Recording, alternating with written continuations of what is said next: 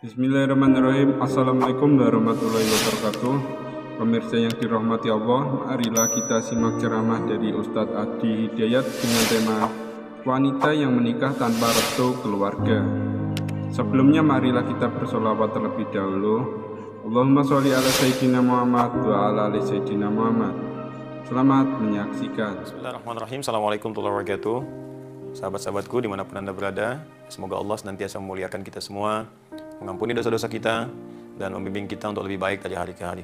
Kita coba kembali untuk membahas pertanyaan-pertanyaan yang teman-teman sampaikan. Insya Allah, mohon bersabar ya. Barangkali ini butuh berapa hari ini setelah puasa, mungkin kalau sehari satu masih butuh waktu ya. Coba kita lihat yang ini nih. Apabila seorang wanita yang sudah pernah menikah, lalu berpisah, ya, dan merencanakan menikah lagi, tapi dari pihak keluarga kurang merestui karena alasan jauh, akan tetapi tetap bersikukuh untuk menikah, apakah berdosa? Jazakallahu khair. Kasus ini kalau kita lihat dalam Al-Quran, teman-teman buka Al-Quran surah Al-Baqarah ayat 232 ya. Wa idza talaqtumuhunna ya fabalaghna ajalahunna fala ta'dhuluhunna an yankihna azwajahunna idza taradaw bainakum bil ma'ruf. Ya dzalika yu'adzu bihi man kana minkum yu'minu billahi wal yawmil akhir. Baik, kata Allah, bahkan di ujungnya dzalikum azkalakum athhar ya. Nah, Allah menyampaikan jika seseorang laki-laki pernah mentalak perempuan, ya, cerai di sini, suami istri bercerai. Nah, kemudian yang perempuan itu berniat ingin nikah lagi. Nah, dia punya calon pengen nikah lagi, tapi bukan karena cerai ini karena faktor orang ketiga, bukan. Kalau itu minta cerai karena alasan dari orang lain, itu dosa hukumnya. Ingat, orang perempuan yang minta cerai bukan pada hal yang dibenarkan oleh agama, tidak dibenarkan secara syariat, maka diharamkan baginya mencium bau surga. Hati-hati. Ya, jadi perempuan-perempuan hati-hati. Kecuali kalau syarat satu dibenarkan. Ya, kalau dari perempuan misalnya minta mengajukan khulu' karena perilaku laki-laki, misal, mohon maaf, dibuktikan secara meyakinkan menzalimi secara fisik, ya, bisa menyebabkan misalnya fisik terluka, bisa mengancam kepada nyawa, ya. Atau yang kedua, bisa mengancam kepada iman. Ada yang ke fisik, ada kepada iman.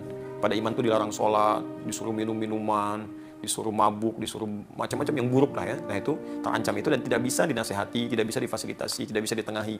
Maka boleh mengajukan khulu namanya ya, untuk perpisahan. Nah, ada yang kedua, kasus suami menceraikan istri karena alasan tertentu. Nah, kata Al-Quran, kalaupun kemudian terjadi perpisahan itu, lalu si perempuan mendapatkan calon yang dia lihat bisa menjadi imam yang baik, ya, persyaratan kebaikan terpenuhi secara syar'i, maka nasihat Al-Quran, fala ta'dhuluhunna, kata Allah, hei para wali, jangan persulit mereka untuk menikah. Ya, beri jalan. Nah, Al-Quran itu sangat indah, sangat sayang, karena tidak mudah status perempuan yang baru berpisah, apalagi di masyarakat disebut dengan nama tertentu, mendapatkan pasangan-pasangan yang bisa membimbing kembali, itu tidak mudah. Ya, tidak mudah, karena itu Al-Quran begitu melihat peluang seperti itu, dicek dulu. Kalau memang orangnya baik, tidak menyulitkan, dan komitmen menjadi imam yang baik di keluarga, maka permudah, jangan persulit. Karena tidak mudah menemukan lagi kemudian orang yang ingin membimbing. Nah, jadi itu kondisinya. Nah, ini alasannya karena jauh. Alasan jauh itu kan relatif. Ya, jauh sekarang mudah dijangkau. Ya, ada dengan jauh itu termasuk bukan termasuk syarat syariat. Ya, bukan termasuk syarat syariat. Coba bayangkan, bukankah banyak juga sekarang orang bilang LDR, ya, masya Allah ada hubungan jarak jauh gitu. Nah, tapi mohon maaf, kalau kita lihat zaman-zaman dulu juga betapa banyak orang-orang menikah dan LDR itu sering terjadi. Bahkan dulu nggak ada gadget, ya, nggak ada media sosial, nggak ada telepon sama sekali. Kontaknya paling-paling kontak batin, terus datang kemudian hari. Ya, bukankah Nabi Ibrahim pernah terpisah jauh? Ya, tapi bukan alasan kalau ada komitmen untuk datang. Beliau di Palestina, Sayyidah Hajar dengan Ismail kemudian di Mekah, bisa ditengok. Datang, ditengok, dilihat, kan perkembangan dan sebagainya. Ini komunikasi sekarang banyak. Jadi pastikan bahwa suami itu amanah. Ya, kemudian juga bisa memberikan nafkah yang cukup, sifatnya terpercaya.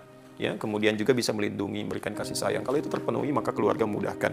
Saya kira begini, ini yang bertanya, kalau ini akhwatnya, jelaskan ke keluarga dengan baik. Jangan berkonflik, jelaskan. Dan berikan keyakinan. Karena boleh jadi keluarga itu menolak, bukan karena tidak mengizinkan. Boleh jadi dalam konteks ini ingin melindungi. Kadang-kadang kasih sayang itu kalau tidak dikomunikasikan dengan baik, ya jadi salah paham pada ujungnya dan salah penilaian.